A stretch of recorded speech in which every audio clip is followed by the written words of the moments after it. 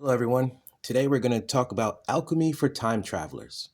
And if you are curious about what I'm talking about, well, I am very, very knowledgeable when it comes to time traveling. And if you check out my ebook, Saphira, The Matrix of Time and Space, you will see exactly what I'm talking about. And click the link in my bio and you'll see.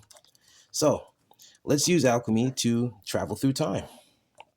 This time we're going to create something different, something special, and we're going to use the alchemical symbols for nature. So let's create the air, the fire, the water, the earth.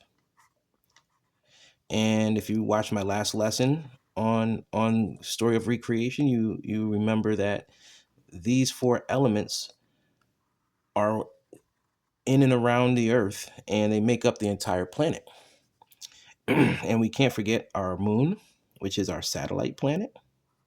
And oh, look what we have here. Someone made a special appearance. If it isn't the old scarab. Okay, so let's keep going. So first we need to create our grid. This grid is what's around the planet. You can think of it as our magnetic field, and also the grid for the matrix, or the wheels that rotate as well. The moon herself, she rotates from east to west around the earth, and each wheel actually moves at a different speed. They don't move at the same speed. So just in case you didn't know. Now that we have our key, let's build something. Let's manifest something now that we have our key. Well, we're going to need to be very, very clever here. So what I like to do is we're going to use an old childhood, one of my favorite childhood characters, Captain Planet, not to be confused with Captain America, Captain Planet. Captain Planet was an excellent, excellent children's show in the 90s. He was like this earth angel that would come bursting out of the ground if the world ever needed him. If bad guys were up to no good, these teenagers would call on his power and he would come flying out of the ground. And we can kind of work on building him out a little bit. Now, I'm not a good artist, but I try to illustrate my ideas. Let's see if we can get ourselves a Captain Planet going here. Yeah. And we get our hand going. I really like drawing in pen, but sometimes that comes out really crazy because some of the things that I draw are very they have, for some reason, a lot of my images are like more than one image in one, so it's hard for me to use pen. So we get our I think I just did that backwards. Yeah, I think I just did that backwards. There we go. Yeah, there we go. And we got to get our body here. And I'm not sure if anyone remembers that cartoon, that TV show. It was a very good show. It was enlightening. It allowed it, you know got people thinking like maybe we should recycle,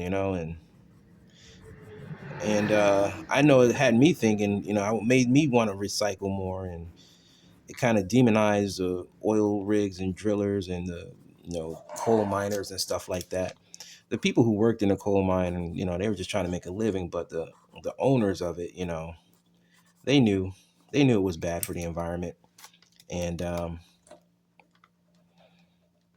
think what could have helped us in the 90s when it came to that, or even now when it comes to coal mining and oil drilling, is we can educate our population to be able to do other things, um, that also make great money, you know.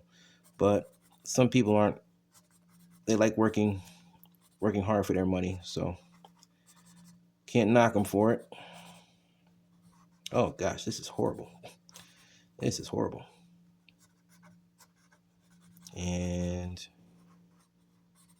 yeah, we'll go ahead and just, whew. I think I drew some freakum boots on them or something. But we got our Captain Planet. And so let's break this down a little bit and see what we manifest with this, okay? So if you remember, um, the planet Earth, and in the show, I believe she was called Mother Gaia, and or Gaia, just Gaia, and Mother Earth and Gaia. Oh gosh, I'm about to put a hole in the paper. Yeah, that was horrible.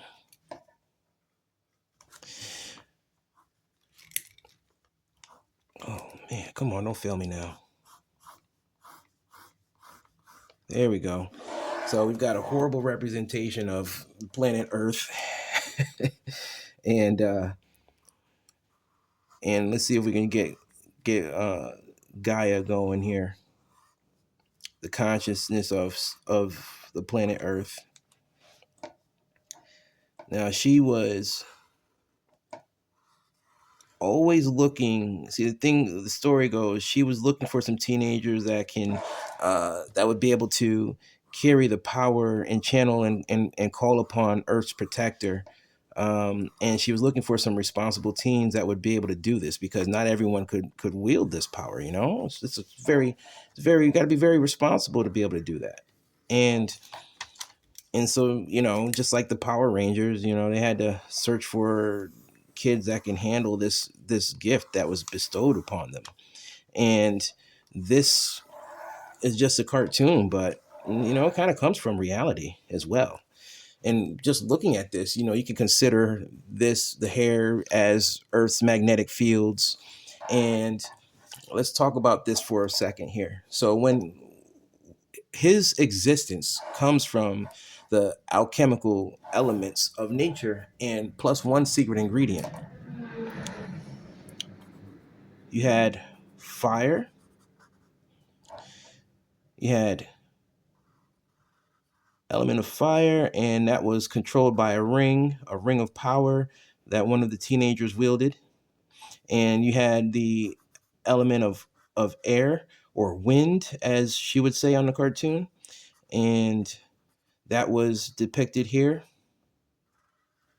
And you had the element of water, and that was wielded by a female teenager there. And then you had a earth symbol. He had an earth ring wielded by one of the guys on the team. And then you had one of the most important rings, heart.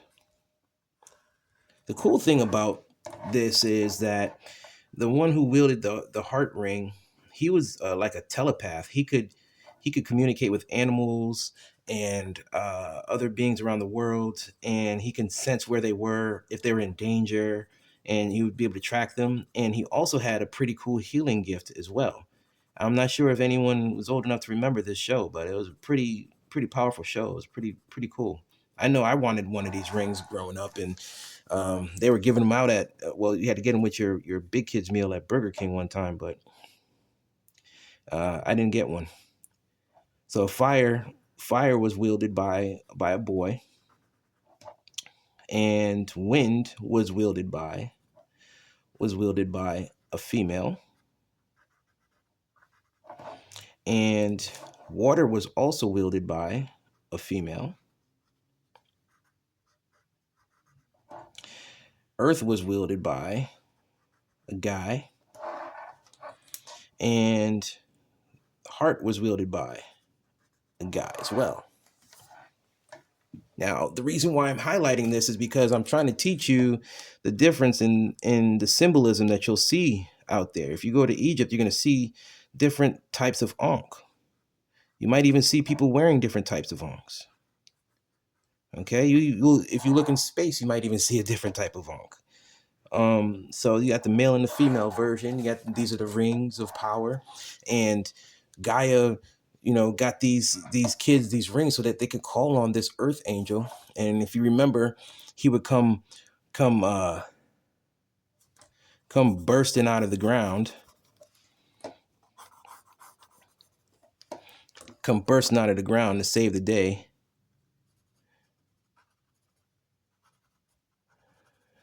And like fragments of the earth would come flying out, and big and small.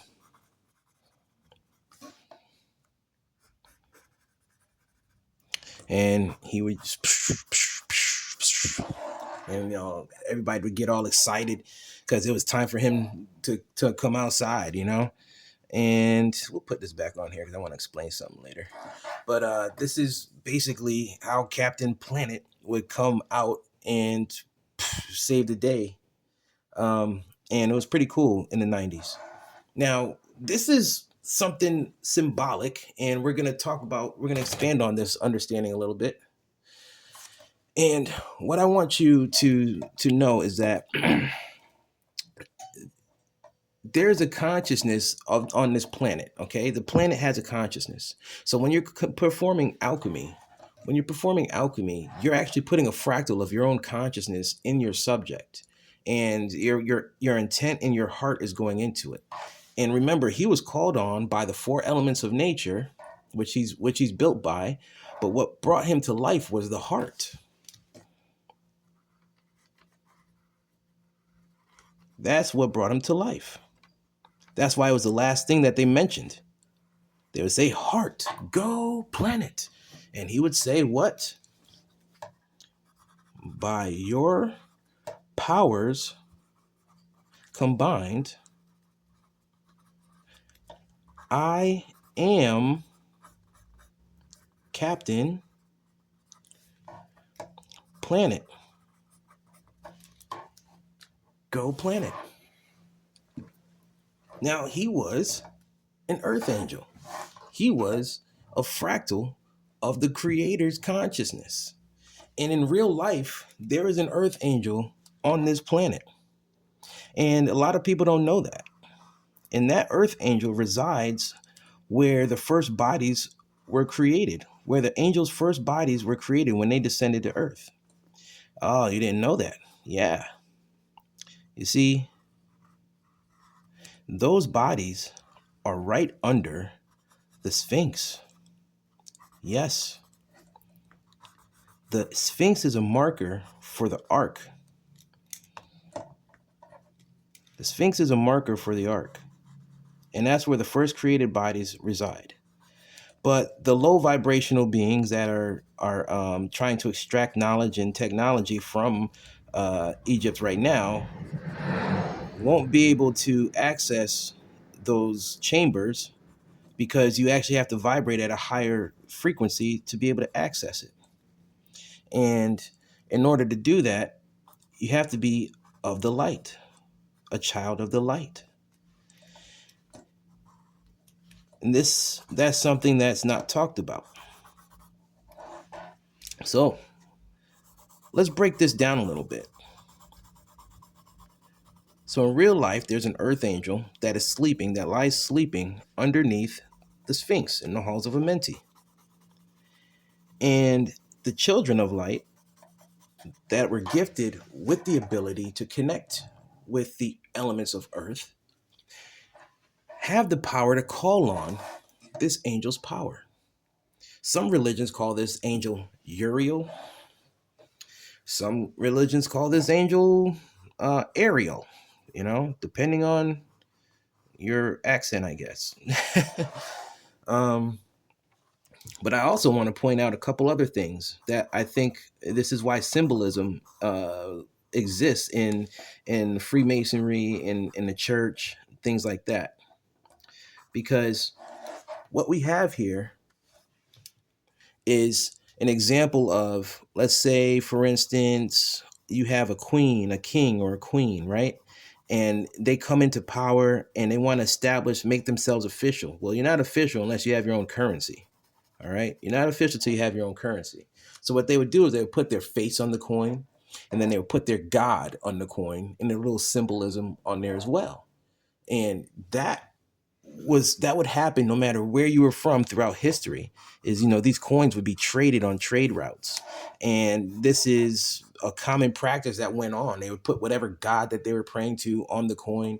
And here in America they'll say, in God we trust, and you you got the pyramid on the US dollar, and you have a key. If you look closely on the US dollar, there's a key inside the tiny pyramid, a little key inside the tiny pyramid like this. I believe it looks like this. Let's see if we draw it. And it's like a little key looking like this. The key is in the pyramids. The key to our life and reality is inside the pyramids. It's where they've been getting all the knowledge. I mean, it's not secret society. It's not just secret society symbolism. It's symbolism that they took from Egypt and decided to manifest reality in their image, manifest God in their image. So this is how we can take it back, by using their own symbolism and reversing it back to where it came from. So for instance, we can use this as a looking glass to look through time, and you can say that, well, from the stars, oh, we got ourselves a nice coin now. From the stars descended the angels of heaven and took on human bodies. And now they forgot who they are and they're walking around sleeping. But not anymore, because the children of light have woken up and see past the veil and remember who they are, and now ascending back to their godly form and getting their power back, their power restored, their memory restored, connected to their past and present and future lives. And depending on if you were a king or a queen, this was how you would control your population with this information. Yeah. The Jewish folks will tell you, this is how Superman came to be. He descended on earth, and it's not an S, it's a symbol. It means the house of El. Yes, the house of Elohim. The house of Elohim. Yes, we know. Get your power from the sun. Just like this guy. Yep.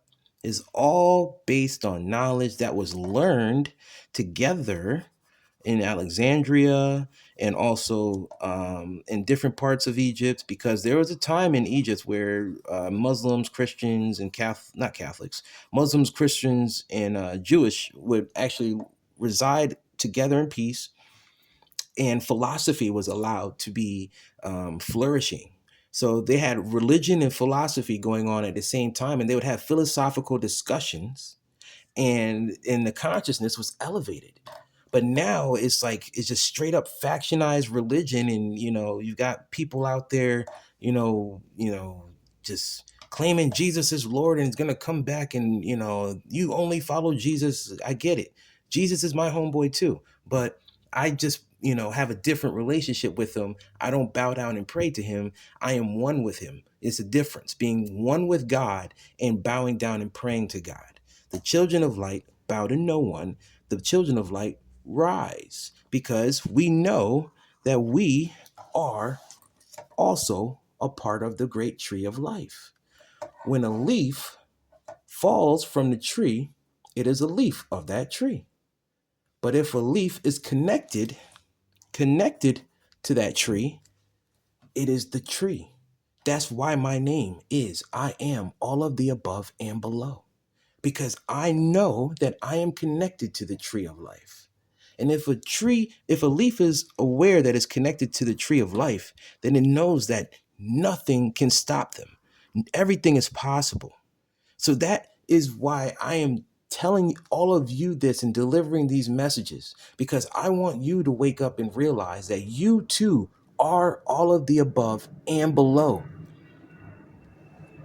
If you see my my post with the t-shirt, I am all of the above and below, yeah, that's for you. That's for you to claim it, because you are the tree. We are all leaves off of the great tree of life. I'll even show you another secret. Watch this. So I broke down the symbols, right? The symbols of alchemy.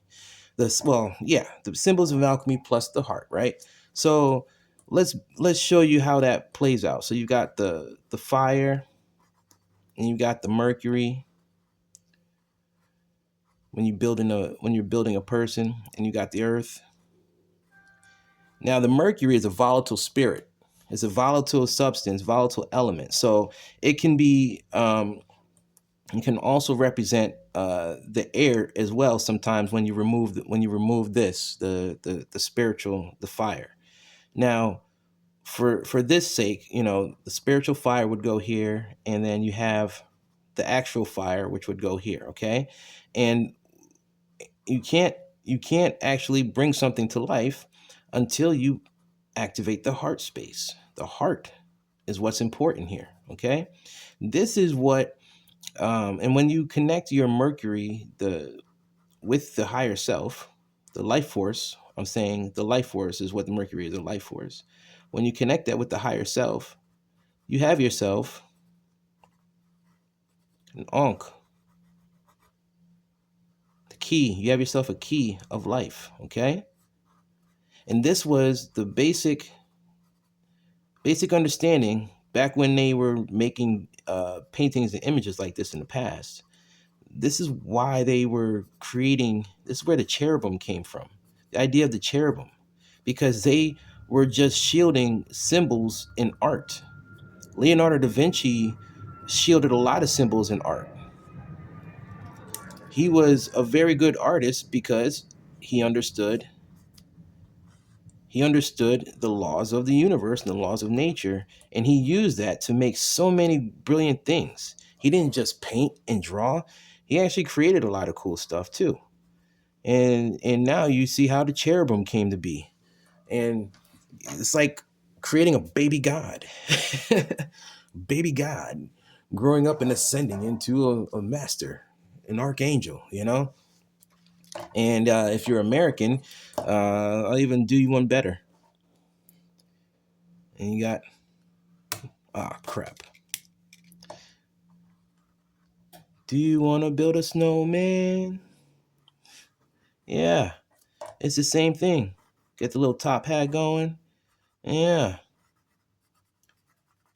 got the little top hat, and put the carrot in his nose, because you got to put the water, which I forgot to add when I built this. The water actually goes here, and you had the little stick with to make the arms. It's the same thing. It's the same thing.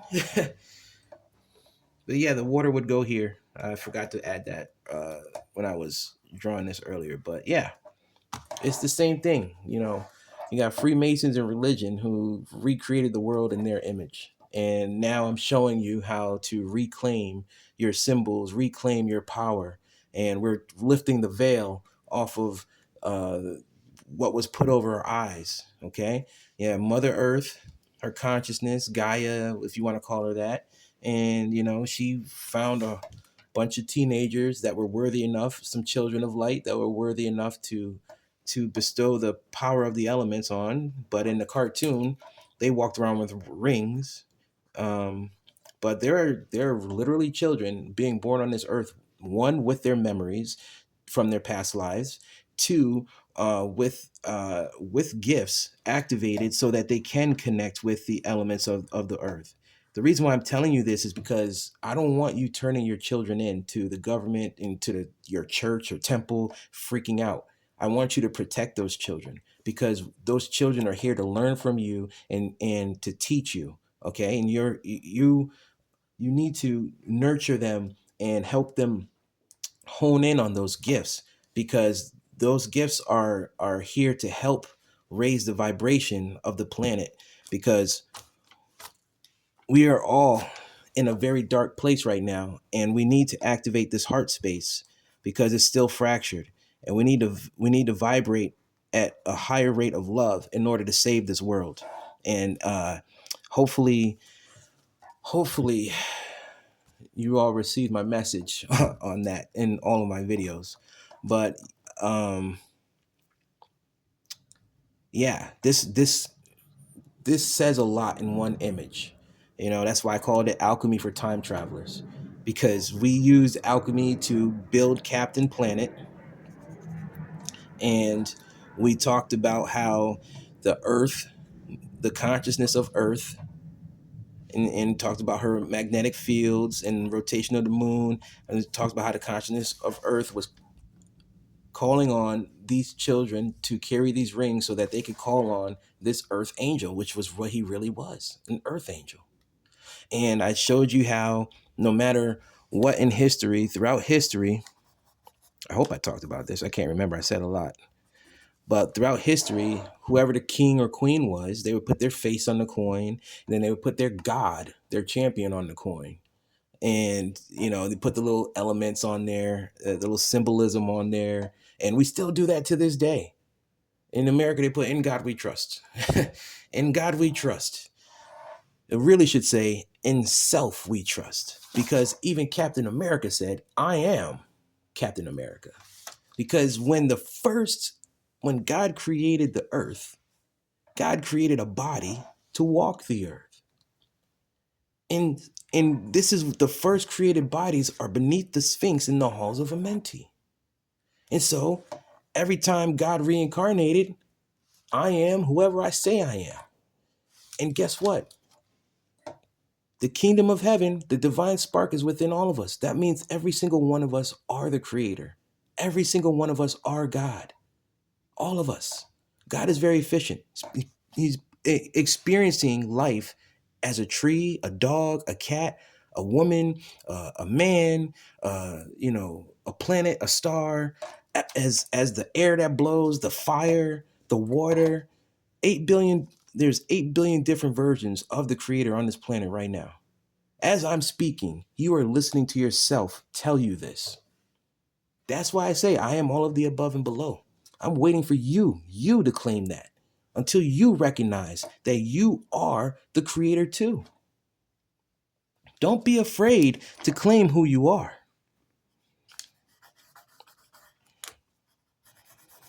Because we are all one with our higher self if we choose to believe it. We are all one. We all carry the key of life. All of us. I just know. I know. I don't believe in anything. I know. So if you believe in God, then you can be manipulated and controlled. But if you know that you are one with God, if you know the creator, then you can't be controlled. You can't be manipulated. Belief is stronger than anything out there. I hope I enlightened you. I hope I shed some light on these symbols and why you keep seeing this. Because yes, there's a consciousness beneath the Sphinx. There's multiple down there. There's the first created bodies of the angels that descended here are under the Sphinx. And this face has changed many times over the generations. Many times throughout time. Humanity has risen and fallen so many times you wouldn't even remember. That's all I got. I don't want to talk forever. I hope you learned a lot today. We built a snowman. We built a ninja cherubim. And you learned about Captain Planet. And what did he say? The power is yours. Flame on to infinity and beyond.